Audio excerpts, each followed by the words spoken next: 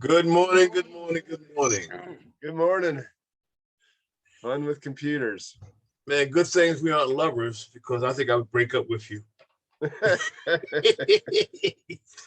How you doing this morning, brother? Doing okay. How about you? Well, I mean, now I got my computer back. It's interesting how much these devices are a part of our life. It's almost like breathing and our heart pump, our heart beating, and it's become such an important factor in our lives. My seat want to go down on me. What happened? I'm trying to hook up my microphone. Okay. I wanted to continue that conversation about. You were saying sometimes people don't listen to each other, and you're saying, "Well, I have examples of people not listening to ourselves," right? Yeah, I've lost you. I've lost video of you. Can you still see me? You lost video. Yeah, I'm not seeing you. I'm back at launch meeting. You went to another screen, I guess. Do you see yourself? No.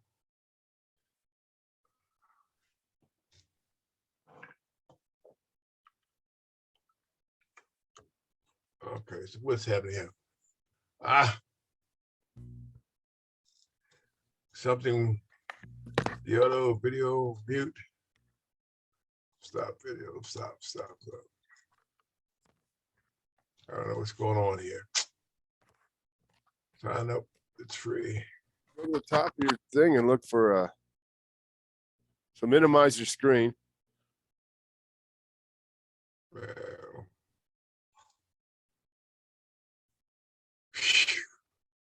signing in. No, you're here. So X that out. Find the X, top right, X out. Okay, so we're back. Yeah, you can see me? Yes, I can see you. All righty. Got all that on tape. Man. I hate that, man. It was funny. I was trying to sign up for national providers identity number, and everything was going wrong. And it was the same thing. I just got mad and confused, and I didn't want to deal with it anymore. And then there was a little spot on my computer that had a screen in the back that wouldn't let you click there, and that's where all the submits were. Ah, man, I had to give up and start over the next day. Well, you are a little bit more skilled at this computer thing than so you can imagine how frustrating it gets for me, man. And I can't imagine being less skilled than me. Man, well, hey, guilty. Mainly because I don't use it that much. I mean, I like a little Facebook in the morning. I got people that keep in contact with stuff we do on Facebook. And other than searching something specifically that I'm looking for, I don't really do that much communication or a lot of communication on my computer. So it's just one of those things. My life just evolves to that place. So anytime I get a little glitch, man, like, wow, I feel like I'm back in first grade again. Totally. It's not going to work. I'm out. What do you do with your room? Your room looks different. I took all my licenses to the office. So I had the book up there, Critical Thinking, and then the thing. So back there it was the my undergraduate diploma, my graduate diploma, and my business license. So excellent. So now they're at the office. So where's the office? I didn't know you had an office there. Subletting an office down there on Rodeo Road. Okay. You're moving on up, my friend. I tell you. You like the Jeffersons. Moving on up to the east side. My man. Okay, so tell me about not listening to ourselves, because that's a huge thing with counseling, Well, I mean, I guess even with me, I know for myself, for whatever reason, I think as I look back on my life, I think a lot of it has to do with my personal defense. So I'm so preoccupied with my own survival, my own defense, that I have listened to other people, which I'm trying to learn to listen more. A lot of times, even you and I are talking, sometimes thoughts come to mind with me that in the middle of what you might say, and my mind just kind of shuts down when you or someone else is saying, and I'm focusing on my thought. And I'm not sure how long this has been a part of my communication, but I'm glad I'm seeing it now, so I'm making that adjustment. And I'm not sure how many people do that. I know for me, I need to listen more, and we all Right. refer to this. That's why we have two ears and one mouth. So I'm trying to I'm trying to exercise my ears and get older now. Although my ears don't, I need hearing aids. I don't have them, so I can hardly hear now. So I don't have any choice but to listen closely. Um, it's just interesting how many the I guess uh, the various behaviors and or disciplines that we develop in our survival, in our journey, in our survival journey. Yep. And I find it more interesting. I'm becoming more in tune to it now at my age than years ago. But in retrospect, I had to be in tune because I didn't just get here by accident. Right. So I'm probably more consciously now being observant of my behavior, which I hope I am, than I used to. For whatever reason, that I'm more in tune to it now. My life has slowed down a lot. I think I was telling you yesterday, my son Adam's going to come by today. He wanted me to meet him halfway in between. He lives basically an hour and a half away, which would have been okay. But I want to be here. I like being at home. I just got to this place, this nice little peace. This is my little happy place now. That's my, this is my peaceful zone. Even like you and I have told it, probably one of the biggest revelations I've had, which you've given me a lot of, being on the other side, listening to me, and through our conversation, when you said to me about I've been attempting to move for the last 10 years, I never really thought about it. And probably in you saying it, and it's just a year ago, when I was out there in Santa Fe, and I'm back home now, and I've got a great sense of peace here. Although I know that I need to be thinking about it at some point in time, I'm going to move away from here, whether I'm going to physically walk out the door, they're going to curb me out. I'm going to leave here. Right. And my kids, I guess, if we talk about thought. I'm all over the place, Javi, in my thinking, because I spent a lot of time by myself. I'm kind of, I guess, I consider myself kind of more of an artist, and what I understand, it's been a lot of times by itself.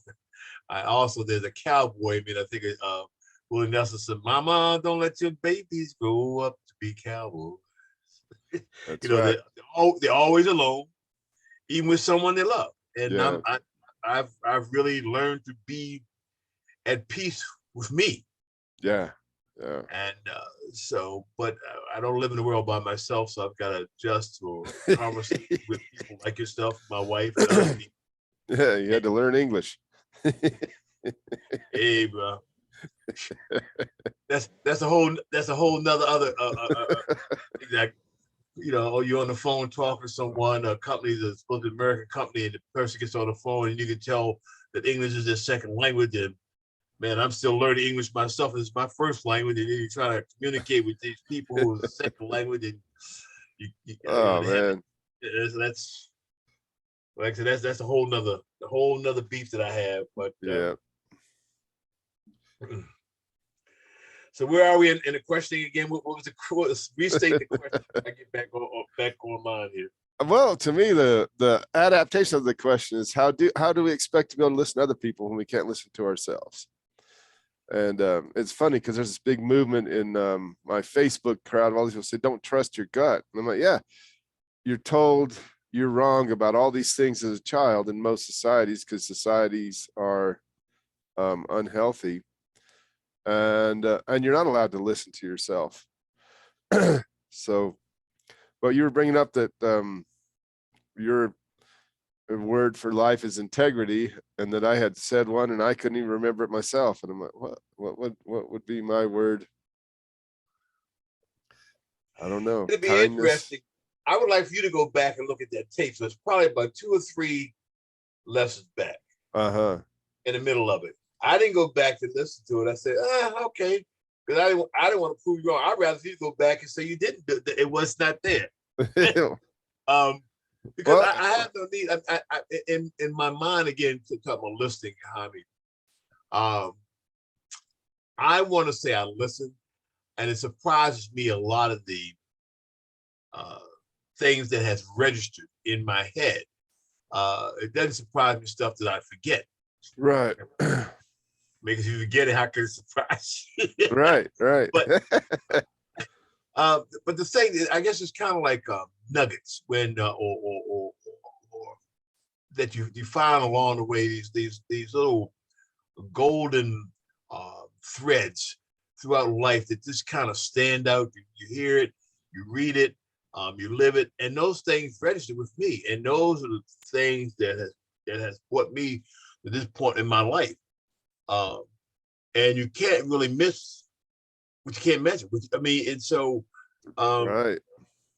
it's pretty interesting. I find myself like even when I'm talking to you uh, and my wife, I mean, all of my friends, all the people that I call close friends are more have more institutional education than I. And I was thinking if I were a lesser man, would probably in some way find that frightening, but Yeah. it encourages me.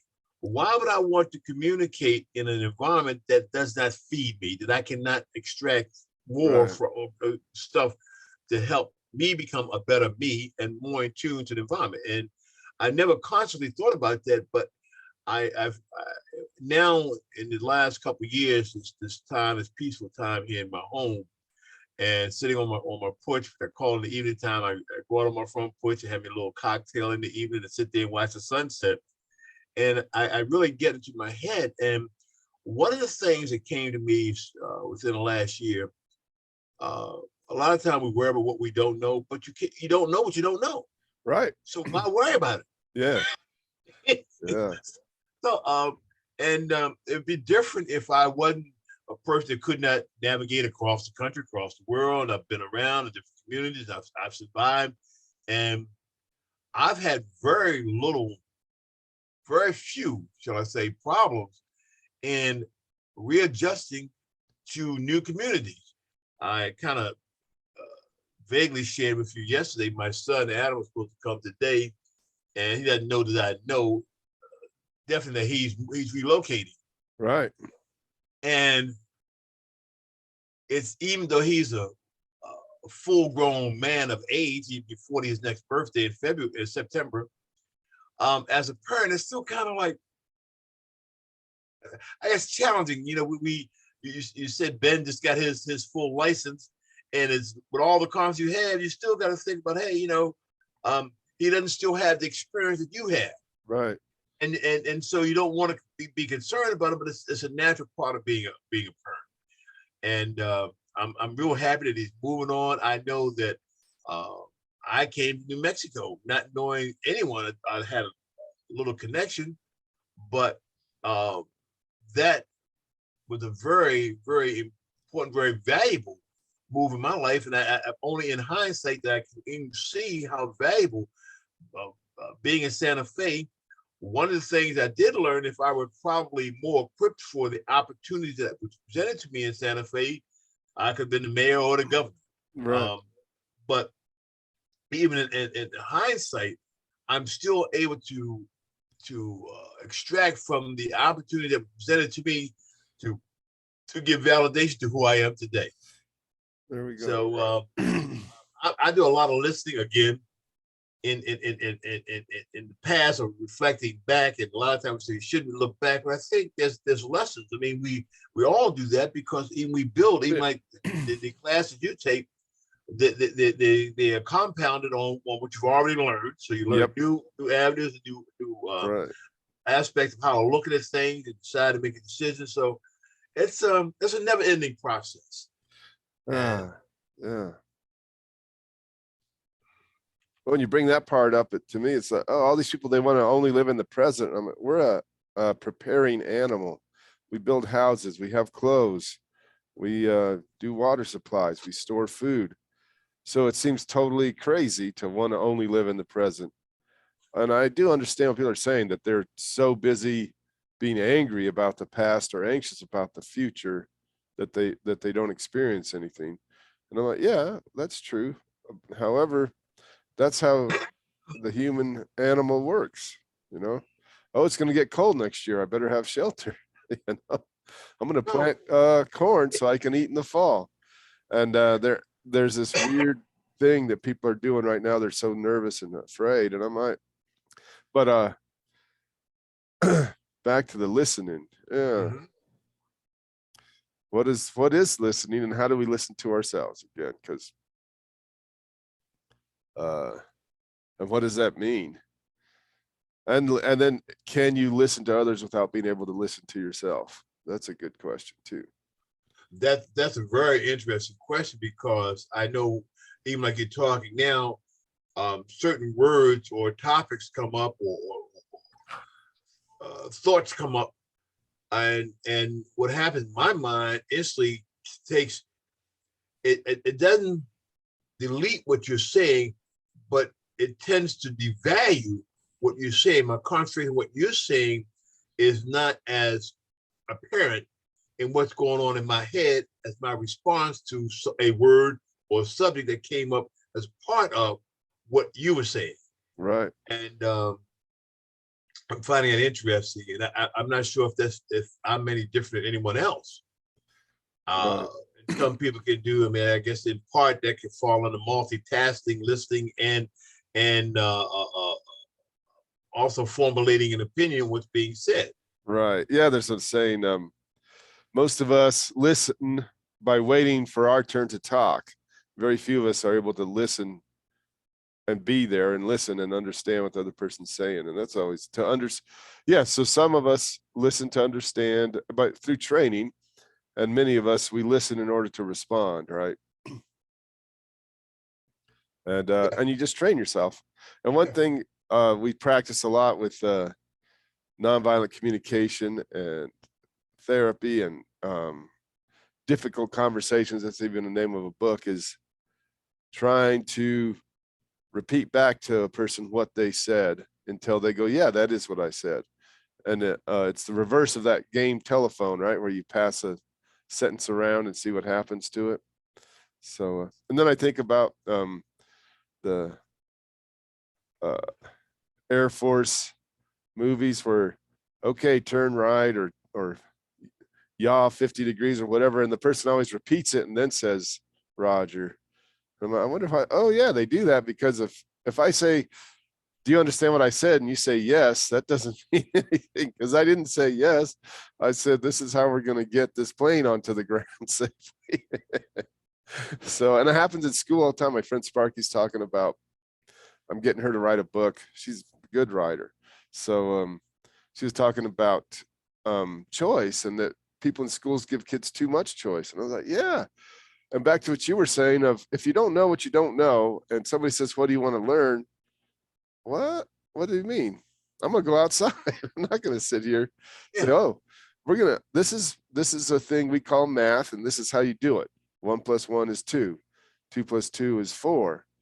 Do you understand what I'm saying? And the kid says yes. The next day, they don't know. So there's so many issues in teaching, and one is you don't give a lot of choice when you start teaching. You give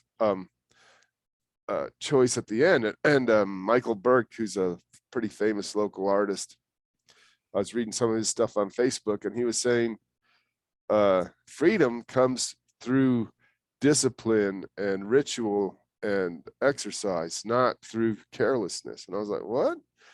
And he went on to explain, if you want to be free in your art, you have to have the skills to do what you want to do. It doesn't just happen magically. And I was like, wow. So discipline and rules and practices create freedom. And I always been thinking about that ever since, about 20 years. And I'm like, huh. Because it was a hippie idea of, oh, you just go out and be free. Then you find out freedom without form isn't that free. You know how it's interesting in part of something you were saying earlier, um, about being in the present and not necessarily looking back. And there is a basis for all of our learning. And I think in pictures more so than words. And as you were saying it, I'm thinking of a foundation being basis. If you don't recognize that you have a base from which you have come from or you stand on, uh, Martin Luther King, when I first heard or read Martin Luther King make this statement, I couldn't understand what he was saying. He said, if a man hasn't found something worth dying for, he's not worth living. And that's like, wow, okay. Right. But your basis is who you are. Who are you? I mean, who? And we don't have to be. Last night I was telling you about earlier. I was talking yesterday evening about the concert that was in my neighborhood. It had to be at least an acre to 2 acres, maybe 4 acres away from it, and I could hear it was like a concert. And I was enjoying it. Yeah. In its environment. I mean, it was like country music. It was like blues and everything. And I'm sitting on my front porch. I'm rocking, enjoying the music. But again, the be here now is very important. But for us to stand here now, for the person to stand here, you've gotten validation for your studies and your career. That career did not start when the day you walked into class. You have been evolving since the first day you came into the world. Right. And so your basis has grown because you can't add on top of an unstable base. Right. So that base is kind of when we look back to where we come from and we identify with that, because that all those things make us who we are today. And it's just no more than reviewing before a test or reviewing your life. You find you look at your bank account. Just because you put $10,000 in 20 years ago, it's not still there. You got to keep accounting of what's there. If you're not putting anything in the same way in our life, we're not adding anything to our life, we can't expect to get anything back from it or out of it or for it to grow. Right. Yeah, and that's fascinating. Back to the freedom thing, and the past is our future is built on the past.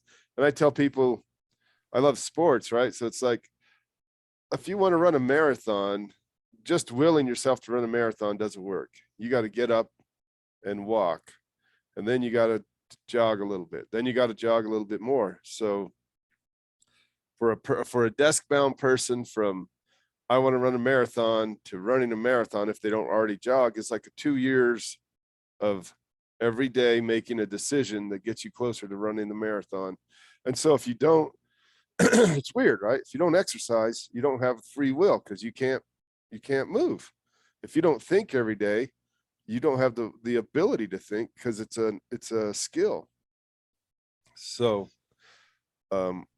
that's what you're saying. How it's kind of like the old saying, how do you get to Carnegie Hall? Practice, practice, practice. Right. Yeah, exactly. And so and that's where the freedom comes in, because any musician, I would think the average musician who has any confidence or motivation to be better or great, yeah, you have to practice. It doesn't come natural. We hear prodigies and stuff, but even that, they have the ability on some level to learn. Right. But I mean, being a prodigy in and of its own, without practicing the exercise of that knowledge you have, still you're just a wandering generality, I guess, probably one way to put it. Right. So the practice and the base, so the freedom comes through our consistency and our focus. Would you not say? Right. Yep. Yeah. And that's with Sparky being in education her whole adult life. Well, with 12 years of school and then 8 more years of college and graduate school, she's looking at it and saying, yeah, this choice thing is ridiculous. You don't give people a choice till they can think. and it creates a sense of helplessness. And if you already have some internalized depressions, right, where you think you're not as good, and the teacher's like, well, what do you want to do? And you don't have any idea, you just feel worse about yourself, instead of saying, hey, I'm going to teach you how to think. I'm going to teach you how to read. I'm going to teach you how to write. Here's the first step. And then you hold that, the higher goal, you hold that for people and say, yeah, I'm going to show you this letter here. This is called a T. It makes this sound. This is an H. It makes another sound. Then when they're together, they make a third sound. That's a lot of information. And Sparky's always telling teachers, I know the kids don't know how to write and they're in 9th grade. You're a teacher, but they should. And she's like, well, and that's where we say, yeah, people aren't in the present. This kid today came into 9th grade, doesn't know how to read yet. What are you going to do? You're going to start where they're at if you're a good teacher. So, and then as you get more skilled, you learn that about yourself, right? I learned that about, oh, where am I at? Because when you don't know where you're at, right? Yeah. And that's the weirdest thing, the whole, you know, the known unknowns and the unknown unknowns. When you're a teacher, you know so many things that the young people don't even have an idea about, or, oh, you know, your equals, if you're trying to learn a new thing. And I watch it all the time with teaching adult beginners horseback riding. And you say, oh, go catch that horse. And you give them a halter. They don't know where the halter goes. And if they've seen a couple of movies, okay, it goes on the head. But they turn it upside down. They can't figure it out. And it's like, oh, this very simple skill of putting a halter on a horse, they don't have the first idea about it. So then what do? You demonstrate, right? And then you take them through it step by step. So how does that come to listening? Well, for me, I often made the mistake of, do you understand? The other person says yes, and we both all happy. And then you get mad because the person didn't understand. And again, I love the idea of, I didn't say yes. I said, well, this is what we're going to do. We're going to go over there. We're going to walk 100 yards this way. We're going to pick up 3 rocks. We're going to take those rocks 20 yards the other direction. Do you understand? Yes. And then they're just sitting there and you're like, what the hell's wrong with you? You know, it's interesting. I mean, that brings me kind of again to another little pet peeve. I guess because I know so little that when people, we were talking about Home Depot yesterday, Right. and you go into a Home Depot and you ask the person where such and such, and it's okay. They want to like kind of impress you with their knowledge, and you know they don't know, so it's okay to not to know. Right. And most people won't admit that, and that I think when you don't know, that is to me probably the beginning or a beginning to wisdom. Right. Because if you try to fake it, then it's obvious that they don't know. Right. But when you say, hey, look, man, I don't know. Okay, maybe we can learn this together. Let's put, let's go look for it. Yeah, exactly. So you don't know. But it's interesting, Jaime. I'm gonna back up this a little bit. I need for you to ask Sparky to reach out to me. I've heard about Sparky all of your life. I don't think she and I have ever met. Really? Wow. And I'm sure she's probably heard about me on 1 or 2 occasions. tell her to I would really like for her to friend me, and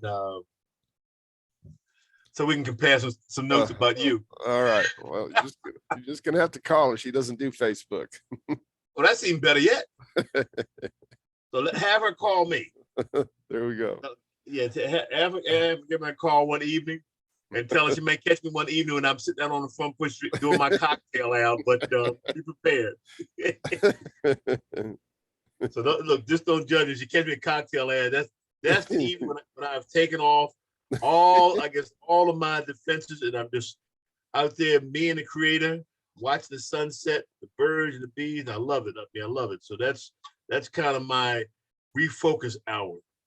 And the conversation, I only have a few people. I'll call you. I'll call my son Adam once in a while, and my stepson, and I'll talk to him. But that's a good time for me. And I think we all need some time just to kind of unwind, reflect. And that's why I love meditating. I love prayer. Right. And what's interesting, it seems like physiologically, not that we're jumping, meditation and prayer do the same thing. They calm you down. They reduce inflammation. They balance out your heart rate and your blood pressure. Very interesting. So yeah, that'll be a good conversation to have. We should invite her on our things. Oh man, I'd love to. I gotta call Tom. I think there's a memorial today, but For what? for his mom. Oh, today it is. I think so. But Okay, but texted she him right died now. in January. Yeah, yeah, yeah. Okay, so I mean, it's seeing a little. I mean, I guess is it odd? I don't know. We'll say odd. Uh, Pardon? what is there any reason why they've waited to I now to believe have? it. I believe it was COVID. Okay, okay. So So yeah, yeah. He something he posted, and he very rarely posts anything. Something he posted recently. I can't remember what. I was kind of just kind of interested that he made the post. I don't really know what it is right now. You tell him I send my regards to you. Talk to him. Uh, yeah, it was interesting when I found out that his mother passed, which was just within the last week or two. And he told me, and I asked the conversation he and I had talked, and I guess it's not something you just post on Facebook, but then right, some people post when they go to the bathroom on Facebook. right. Yeah. But uh, but I was and respond to me, and we kind of getting away from freedom. And his response was like he was like pleasantly surprised that I even asked about her, and and I was happy with that. He's and he had a chance to chat a little bit about her. Um, Still another interesting character in your life and my life. Uh, Yeah. and I guess in our own way, with all the unique beings. I mean, you know, there's and I like to think I'm unique, and I think that's what gives me my value. Right. I've never we're all tried to this. be. We're all the same in our own unique way. Couldn't have said better way. Yes, absolutely, absolutely, absolutely. So so now you moved into your new office. I can get off subject here. So how long have you been in your office? Like a week, I guess. Okay. So you have clients? Yeah. Yeah. I have one Okay. client that I meet there. Okay. So Okay. yeah, slow and steady on that. The horseshoeing's a lot more lucrative. So I do, and For now? people are like, "You're gonna quit horseshoeing?" I'm like, I hate the gym, man. So yeah, I'm gonna keep horseshoeing. Yeah. Hey, why not? Why Keeps not? me I mean, fit. I could never see Madeline as long as her hands work, not doing cruelty. Right. And with me, I guess, honey, with me, especially now more so than in the past, I just got this peace in my head. I mean, I just like, Yeah. um, I don't have, I mean, I have some thoughts sometimes like, wow, where did that come from? You know, they're like, oh, Yeah. but most of my thoughts are thought provoking, even when I'm responding in the manner I just to share with you. But Right. it's like revelation knowledge. I mean, I choose to live in the positive. I choose to live in love, peace, Right. and most of my thoughts are in that place. I play out a lot of scenarios on this great dream that I have. One day pulling all of my resources. My most valuable resource are the people in my life. You're one of them. My friend Brandon Kearns, who lives in California, he's one. I have a niece, my sons, and people. I would just love to be able to uh, pull all these people together to be one force working together for the betterment of mankind. There we I go. thought that I put all these people together and call it the human trust. And I think I about love every that. time The human yeah, man, trust. and just once a month, this people, this group of people, um, and I call them my people, you know, just sharing ideas and kind of just open to have an open forum where they can talk and we can talk. I mean, I've got probably about a dozen people, man, that like really, even though I don't talk to them even as much as I talk to you, I still draw on my relationship with them, my knowledge. I mean, it's interesting. Uh, Even my parents, who no longer walking this planet, I still draw on their wisdom. And then I've got people like you who are still walking and breathing, that I know that I can contact. We shared yesterday about uh, the issues I had with Home Depot, Right. and one so much that I question myself because I'm always critiquing me, and I Right. critique the relationships I have. And if you and I are friends and we are friendly and we are honorable friends, then we should be able to critique even things we don't understand or believe that the other person have, and that doesn't Right. diminish the relationship because it's being done in honesty and sincerity. And that's kind of where I am. And when I called you yesterday was basically because um, I tend to question myself because I see a lot of good, a whole lot of good. I see more good than I see evil or Right. negativity. I don't say necessarily evil, but when I see things that I consider not to be positive, then I think it's part of my obligation to convey to this entity. We talked about Home Depot yesterday, and I think I will do it the way we finalized our conversation. But Right. again, you were the person of all the people because you and I talk more than I talk to anyone else other than Madeline, my wife. Um, so you've got to know how I think. You got to know a little bit about it. If you Right. can really, if you ever get to a point of really understand how I think, brother, you'll get a Nobel Peace Prize. Not that I think I got that much going on that the world really wants to know about, but at the same time, Hami, we all have something to contribute to the world. So Right. any one of us on any one given day can give some nugget or kernel of wisdom or insight that could Right. change the world. Any one of us. Well, yeah, well, it's funny because I think we talked about the butterfly effect that both Mm-hmm. you and I want to do is like sending that goodness into the world. And that's part of this with the Office Depot thing is you're right. You know, they want to send you more stuff and advertise and know what you're thinking so they can advertise to you. And what kind of emotional reaction do you want to sustain for that? So, okay, what do I want to do? And then do something, let it go, right? Say, okay, what can I do? I'm going to record a message, Facebook Live, put it out there, say, hey, this is what's happening. It doesn't seem right. Let's have some pushback against it.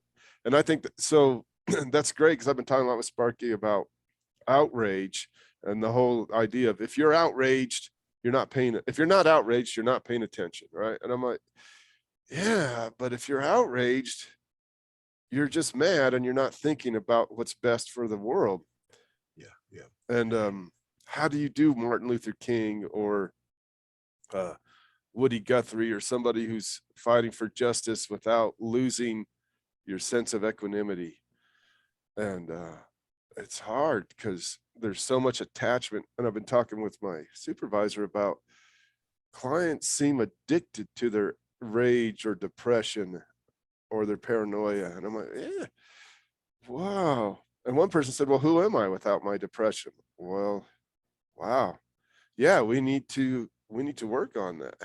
Have an identity outside uh of your depression. And then you look at and say, oh, all these things going wrong in society. If I'm not crazy, then I'm not a good person. Whoa, wait a minute. If you're crazy in that way, you're contributing to the insanity of society. And there's a lot of, okay, so here's a, to jump subjects again. This is the thing I always tell people is there's people out there who aren't damaged at all by society. They're like, no, there aren't. I'm like, look, man, if there's kind of a lot of evidence now that if you're older and something brand new comes into your awareness, you don't have any conscious sensation of it till like the 10th time. It has to impinge on you too. It can't just be there. So if you grow up in a normal family, and by normal I mean average, where there's trauma and drama and misfunction, you never experience just normal everyday life. And when somebody comes along who's acting in a healthy way, you don't see it. You just look and look and look for the unhealthy reactions. And I've experienced that in a lot of relationships where people are like, oh no, you're manipulating me. No, I'm not. Yes, you are. And then where do you go? Because I'm just being me. And here's, as Barb always tells me, well, James, you have your heart on your sleeve all the time. I'm like, huh, I feel like that's true. And for most people, they're hiding, right? They always have a hidden agenda. So they don't see, they're all, well, where's your hidden agenda? Well, it's interesting you say that, Jaime. May I? That's what I've felt about me. Um, it's like it's people. It's like people are always waiting for what else. I mean, he must be up to something. So I better do something to him before he does it to me. Right. He Yes. can't really be this honest or this naive or this good and this honest.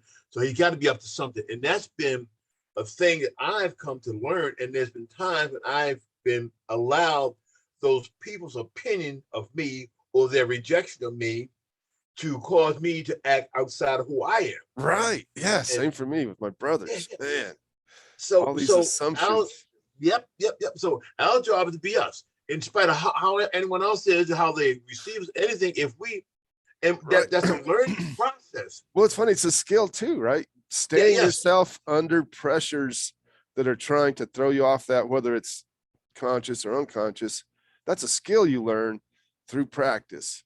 And Mm-hmm. that's a fascinating thing to think all of life is inherent attributes and practice.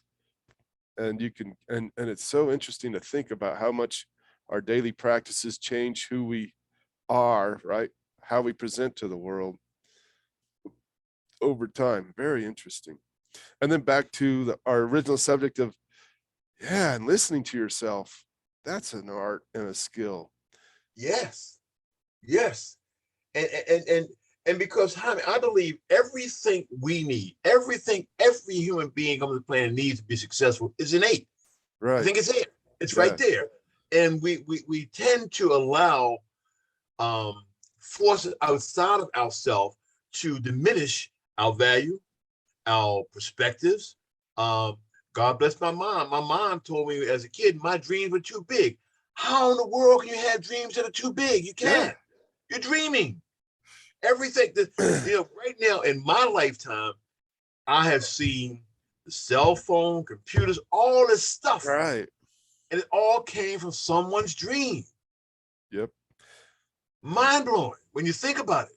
The Well, stuff that has developed during my lifetime, and I've been a party to it, whether I wanted to or not, is because it's there are things that's happening in the universe that's happening with or without your or my right. consent. Right. So it's gonna curve us along. We'll be caught up into it, and we're gonna be affected by it. And some of these things we're gonna buy into. Some we're gonna make investments into, whether it's Right. education for you, your form of education, or my form of education, just being in tune to the world around me. I'm planting my plants. Man, I love seeing my plants grow. That's me seeing nature. I love it. Right. I mean, like I said, in the evening, just to see the sunset. Um, I've really enjoyed the pictures that you post, or Tom posted pictures, I posted Yeah. pictures, other people post Right. pictures.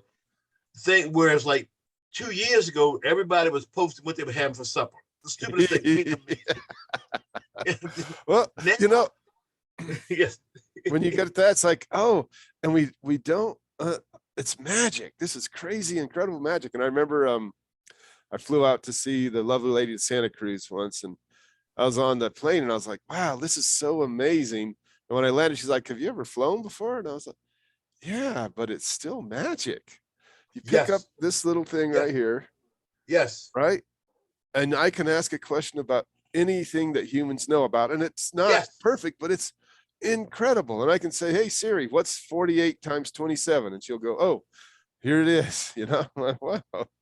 And then I get all upset because it doesn't happen perfect. I'm like, wow, where's, you know, 50, when I was in high school, right? They had this new computer. Who was it? Radio Shack, but I can't remember the name. It was $150 in those days, dollars, that could do some calculus, right? Couldn't do anything else. Couldn't talk to you. It couldn't tell you that if you were misestimating. And we were all, wow, this is crazy. Everybody has to have one at Santa Fe. And now we have this thing that can talk to almost anybody in the world. It has access to this huge library. It does math. It's crazy. Keeps your schedule, and that's the gratitude I want to have. And it's funny because after my so with my brothers, and then with Sarah and the whole troubles, and then during my internship, I got pretty irritable and ungrateful. I know. Everybody keeps saying that, and it's like, oh, it's hard to get back. And I still have these times of like, oh yeah, man, the innocence I had of gratitude is becoming a mature gratitude, just of being conscious and practicing, right? And it's funny because people say that, and then somebody goes, oh, that's pie in the sky, and I say, no, it changes, like meditation, like prayer. So it's a gratitude meditation. It changes the way your body is, changes your blood pressure, it changes how many, how inflamed your muscles are. It changes the plasticity of your brain and your arteries. So it's really actually healthy. And they found that now, that people who have some sort of community, whether it's going to church every Sunday or meditating on their own or praying on their own or saying a gratitude prayer every morning, are on average healthier than people that don't. I thought, wow, that's fascinating. And it's a skill. Again, it doesn't, and people, we have this idea, right? It's magic. No, if you've been angry your whole life, you're going to have a very hard time being grateful, and it's not going to make any big changes right away. And then we forget, right? A 0.1 change, 1% change in 100 days, complete change if you keep doing that. But anyways, all of that comes up, and then back to listening, how to better listen. You were saying that someone you were talking to, I think you said the anger issue, and who are they without the anger? Right. My response to them would be, how do you see yourself without anger? Yeah, a question, right? An open-ended question. Say, who are you without your anger? I mean, what kind of, how do you see yourself being without anger? What kind of person do you see yourself if you didn't have this anger? Right. And even in that, what you're saying right there, in the shift of even like talk about shifting paradigms and stuff, right? We just that thought of you start thinking about. I think I was telling you this organization belonged to IBI, Income Builders International. We used to have a little exercise. We look across from each other, look each other in the eyes, and say, "Who are you? Who are you?" And most say, "Well, I'm a man," or "You a furrier," or whatever. Right. But really deep down inside, who are you? Most of us don't know who we are, Hami. Right. We spend our whole life being whichever way fad or fashion, whichever way the wind blows, right. Being politically correct. Very few of us have really spent time in developing our own individuality. Right. A lot of people grow up and be doctors or lawyers because their mother was doctor or lawyer. You got people who have racial prejudice because the people have taught them that, but they've never really formulated any of who they are. And that's inside of you. We got to go inside to get to that place, because most of us, from my observation, most of us create who we are from external stuff, the world around, and by accident, right? Yes. Not by intent, but also and we try, this is education and parenting and indoctrination is all trying to help us be, and so much confusion happens in there. But yeah, so how do we have intent and will about who we are? And again, it's a daily practice. You don't suddenly at 21 become able to handle alcohol, or at 18 be able to decide who needs killing and who doesn't need killing, right? Being drafted. It's daily practice. And when you turn 16, you can't suddenly drive a car. You have to practice. And it's funny because being kind and being optimistic, realistic, optimistic, all takes practice. And it's funny because people get upset about learning something new. And I'm like, well, how long did it take you to learn to walk? And none of us think about, not none of us, but we don't. Yes. It took a year for most of us, and the second child takes about 9 months. Why? Because they have somebody right ahead of them who's walking. And you look at that and say, oh, so if you have a person just ahead of you on the skill set, you learn it faster than if you have people who are already running. Something to think about in terms of teaching, and that's why we have grades together.